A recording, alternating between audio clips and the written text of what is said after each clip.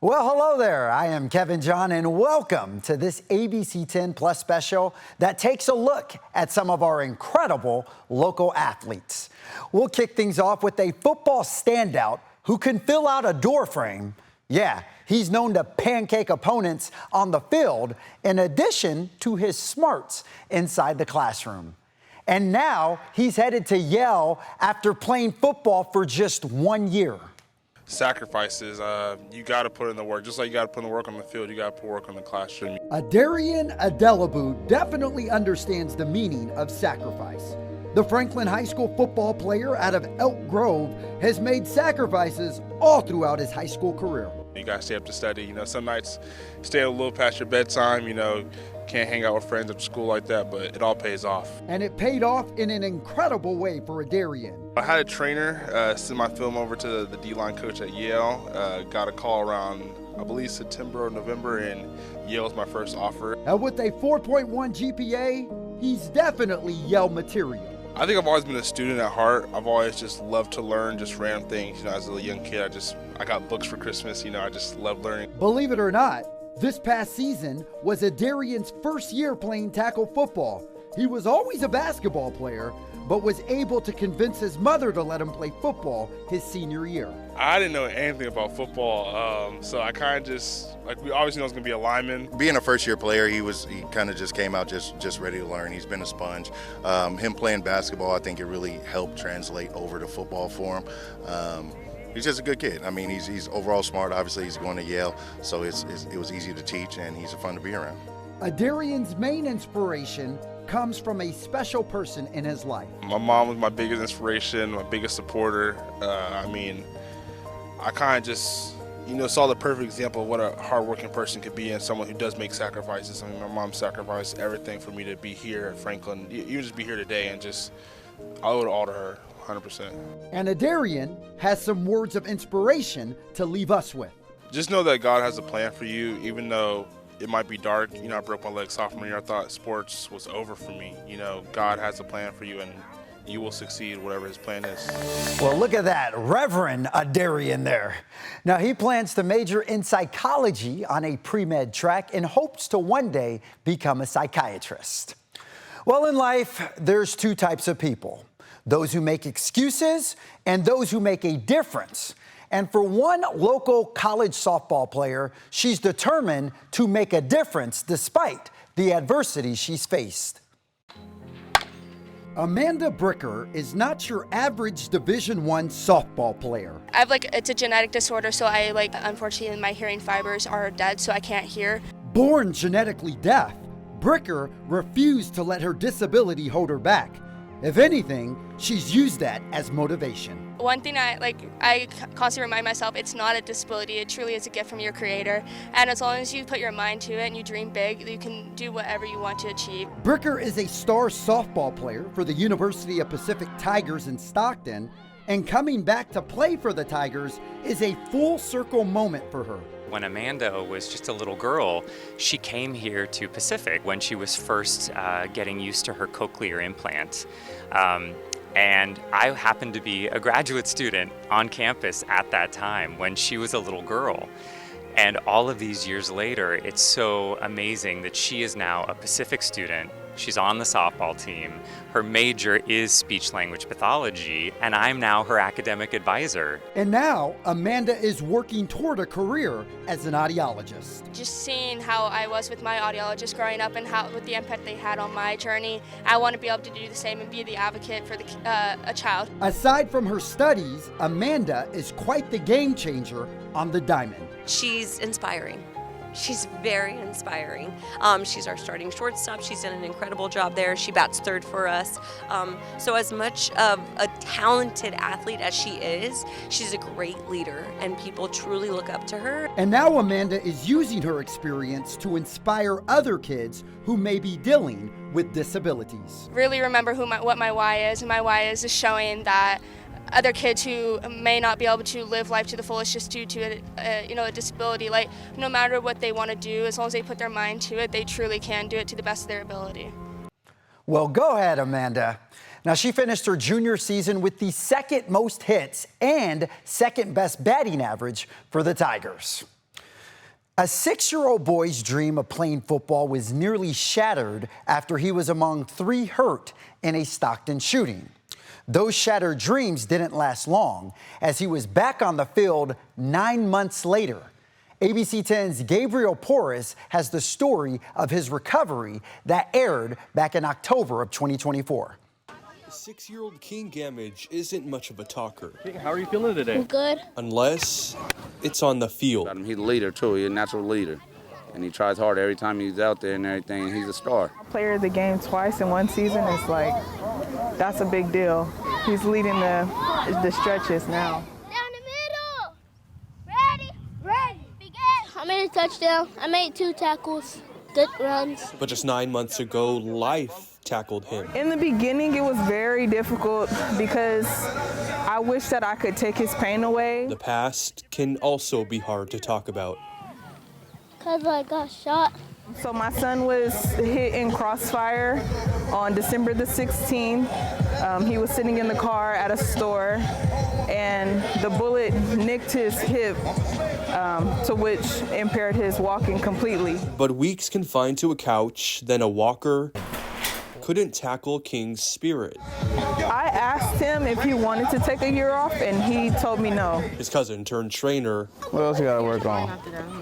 Getting faster. Was just as surprised. I didn't want him to come back on the field so fast, but like, he just proved that, he proved everybody wrong that he could go back on that field. A 6-year-old whose actions are his words. Go King! Go King! Go King! Turning life's tackles into touchdowns. And he just fully used it as a recovery method, like he did his physical therapy on the field. For me, it's a miracle. He's a superstar. He's going to go somewhere soon. I see it in him. In Stockton, Gabriel Porras, Because it's the best sport. ABC10. All right, come on. I'll tell you this, young King is definitely an inspiration. Congratulations to him for not letting that adversity hold him back.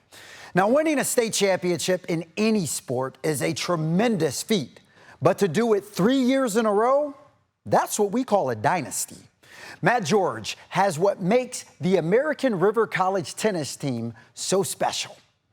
In Southern California, on the campus of Ventura College, the American River College women's tennis team pulled off an epic comeback against Bakersfield Community College, securing their 3rd straight 3C2A state title. Had not lost the entire year at the JC level at number 1 or number 3 doubles, and we lost both of those. So we were down 2-1, but we clinched. The final score was 5-3. Every program strives to end their season with a trophy, but at ARC, the primary focus is on the future of their athletes. The place that players can go that may only want to play 2 years and then focus on their academics, or players that aren't quite ready for the 4-year level. You know, we develop players and help them move on, to their 4-year programs if that's what they're desiring. Of course, you have to be a pretty special group to pull off a three-peat, and this team was as special as it gets. The kindness, all these girls, really kind, high character girls, just got along beautifully, which made our job very easy. But really special girls, and they all really were, grateful for the opportunity, and that lets us focus on the tennis. And it was a great year in that regard. Well, they say behind every great team is a great coach. So congratulations to all of them on just an incredible feat. And who knows, maybe they'll make it a 4-peat next year. Well, while most 13-year-olds probably consume their time playing Minecraft, Fortnite, or any other video game, one particular 13-year-old is putting up video game type numbers on the gridiron. Meet Rudolph Blaze Ingram, a name you may not be familiar with just yet, but you certainly will. No, I got a nickname Blaze for cause they know me as running super fast. You see on my chain, named Blaze. But I'm super fast, that's why they call me Blaze. Blaze is a 13-year-old football player out of Florida, And it didn't take long for collegiate programs to realize his blazing speed, including Sacramento State. How did this offer with Sac State come about? No, I was in school, and then after school, my dad had told me I got an offer for Sacramento State. I was like, ain't no way, it can't be true. But yeah, I said, yes, it's true, and then I was super hyped. Believe it or not, Blaze received his first collegiate football offer when he was just 10 years old. At what age did you realize that you have this special gift? I realized it once I started doing track. Like, I beat them like 50 feet on the 60-meter dash. I blew them, broke the world record, ran a 13.48 at 7 years old. If you end up committing to Sacramento State, what kind of football player are they getting in you?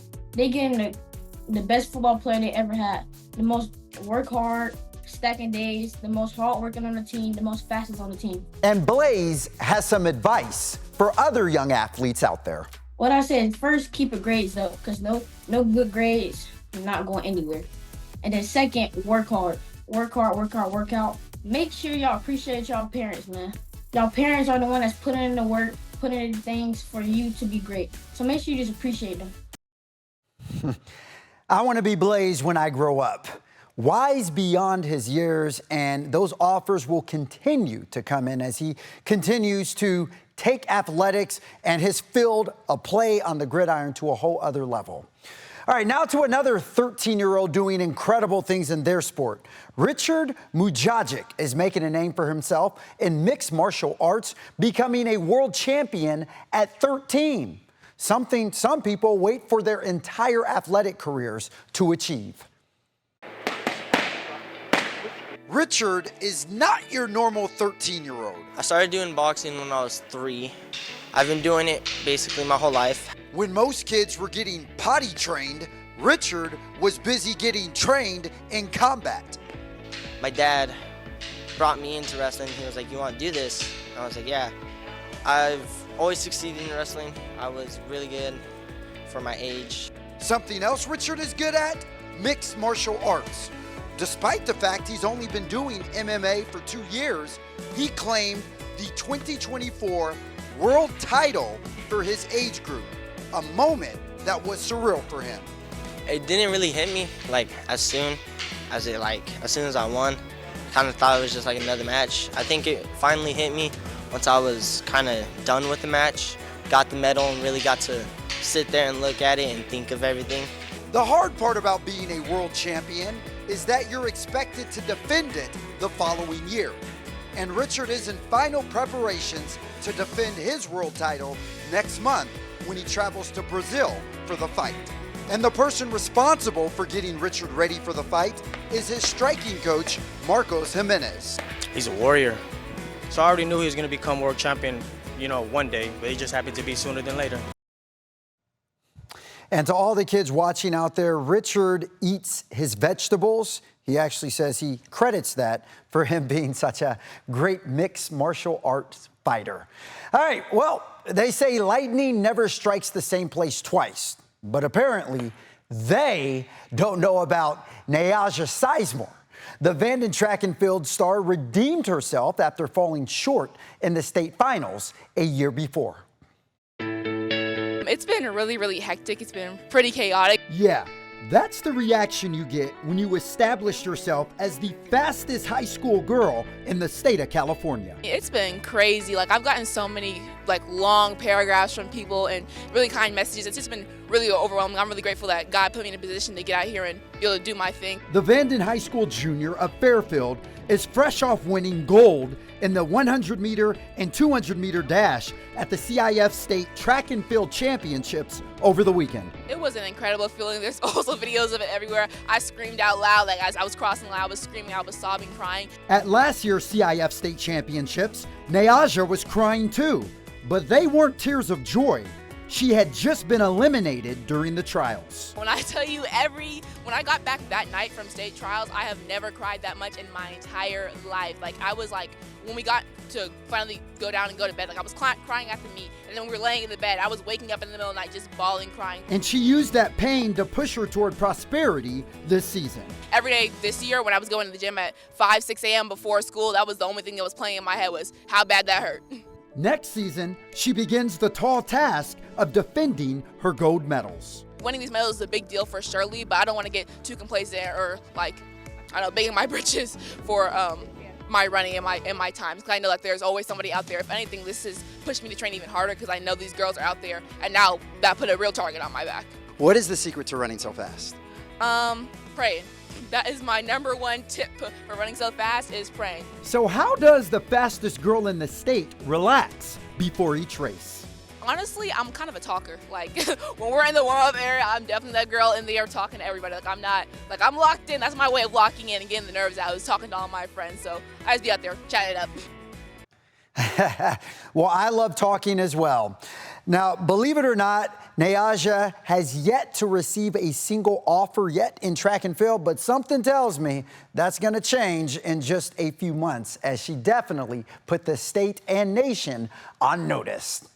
Well, thanks for watching this ABC 10 Plus special on our area's wonderful athletes. More content like this is on ABC 10 Plus, our free 24/7 TV streaming app. You can also keep up to date with sports, news, and weather anytime, anywhere. I'm Kevin John. I'll see you next time.